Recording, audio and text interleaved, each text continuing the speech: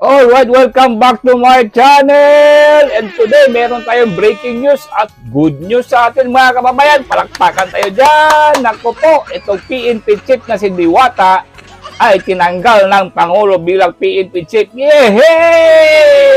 Diba? Very good, very good, very good. Ito po ay good news to mga guys. Ito na po, simula na po talaga ang day of reckoning. Ito na, papunta na po tayo sa 2028. Naku, Tore, magbarangay tanod ka na lang, hayop ka. Palpak ka kasi. Sabi ng Pangulo, hindi daw epektibo mga guys. At may kinalaman kaya dito si Remulla, itong sa DILG. Dahil napabalitang may alitan itong dalawa, di ba? Oo, ito, tunghayan natin ang balita mga guys. Naku po, Tore. Christian, go! Yes, Alvin, kakakumpirma na nga lang ngayon ng Malacanang na i-relieve sa pwesto ni Pangulong Ferdinand Marcos Jr. si PNP Chief General Nicolas. Ayan! Mapay dito sa kopya ng sulat mula sa Office of the President. Yung petsa ay August 25 ay kahapon at nakasaad din dito na para daw sa pagpapatuloy at epektibong pagpapagatid ng public services ng PNP ay pansamantalang nire-relieve sa pwesto at inaasasan na i-turn over muna yung kanyang mga dokumento at iba pa mga informasyon. Nako, Tore, hindi ka raw epektibo. Kaya ka tinanggal. Ay, nako, mga guys. Woo, Tore, magbarangay tanod ka lang kasi wala effect. Wala effect ka. Tama yan, Pangulo, hindi epektibo. At ikaw na rin, Mr. President. Mababa ka na rin kasi hindi ka rin epektibo eh. Ay, nako, palakpakan tayo dyan mga guys. Nahawak ng hepe ng PNP sa kanyang opisina. Yan. Wala pang ina-assign o itinatalaga bilang kapalit na pansamantala bilang PNP.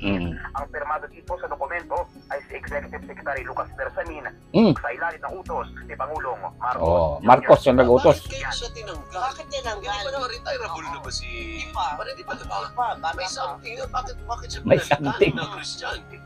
Oo, kasi nung itong mga nakaraang araw at linggo, natapunan lang siguro ng mga malalaking video, Alvin, pero meron ding umuugong na problema dyan sa PNP. Kung ngayon natin, may mga umalma doon sa mga utos ni PNP. Diba, ang umalma doon sa mga utos niya sa balasahan, hindi ba? Itong si Remulla sa DILG. Nako, ano ibig sabihin niya, Tore? Mas powerful si Remulla kaysa sa'yo, kawawa ka naman. Ay, nako. Partikular na nagkaroon siya ng palasahan sa ilang mga matataas na opisyal.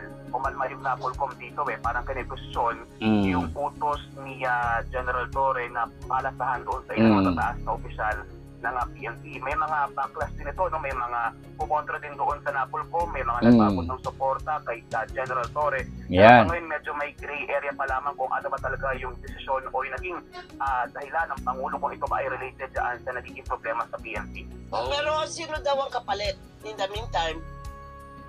Sa ngayon, wala pang binabanggit ang Palasyo. Doris, abangan natin siguro sa mga susunod na oras kung ano yung update mula mismo sa Malacanang kung sino ang posibleng humalili muna bilang tagapamuno ng Philippine National Police. Yung nasa memo, ang nag-relieve kay PNP Chief, Pangulo. Si Pangulo mismo o si Executive Secretary? Pangulo. Pangulo. Ayan. Sa Office of the President ito, Alvin. Okay, sige. Maraming. Ayan, palakpakan tayo sa good news na yan mga guys. Malamang ito si Tore, umalma talaga ang mga Napolcom sa'yo. Kasi akala mo kung sino ka na Hindi ka po PMA year. Itong mga reassign mo, mga PMA year po ito. Siguro na insulto to sila. Itong Napolcom dito kay Tore. Kasi ito si Tore, umasta na kala niya kung sino siya, di ba? Buhay ang Napolcom, no? Kaya, ito na nga mga guys, no? Shout out, comment kayo dyan kung ano masasabi nyo dito kay Tore na pinotball. Bimot. Tore, pwede ka nang mag-retire at mag-apply ka na ng barangay tanod. Nako, baka barangay tanod hindi pa rin tatanggapin. Nako po, kawawa ka, Tore. Pero don't go anywhere, Tore, dahil malapit na ang 2028. Inaabangan namin ang pagposa sa'yo. Dahil hindi ka tatantanan ni BP Sara, agad hindi ka makulong. Alright, ito mga guys, update dyan sa The Hague. Ito po, magkapatid. Mga Duterte, meron pong update dito si Baste Duterte at talagang tinira niya itong Pangulo. nagsasabi kasi yung Pangulo ng mga useless daw ang mga project, mas lalo kayong useless, Mr. President. ito ngayon yung ito mga guys, si Baste Duterte dyan sa The Hague. At shout out dyan sa kaibigan ko si Samuel Rosales. Dyan, ano yan? Secret agent yan, si Samuel Rosales. Bigatin yan. Shout out sa iyo, kaibigan. Mabuhay po kayo.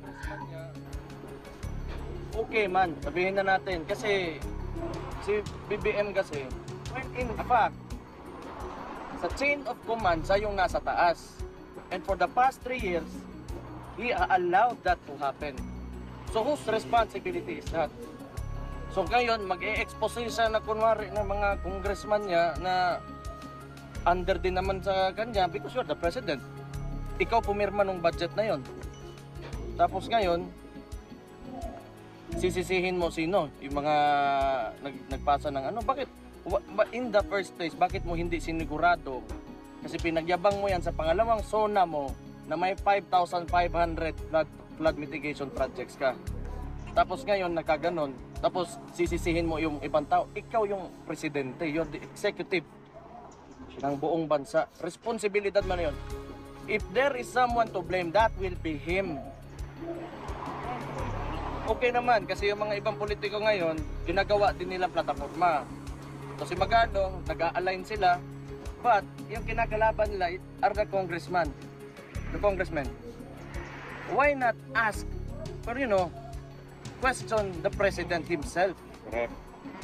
Kasi dinadivert tayo dyan sa mga congressman na yan, cooking show ba? But sino man yung responsable talaga ng lahat? Sino pumirma ng budget? At sino implementing agency? It's DPWH, that is under the president.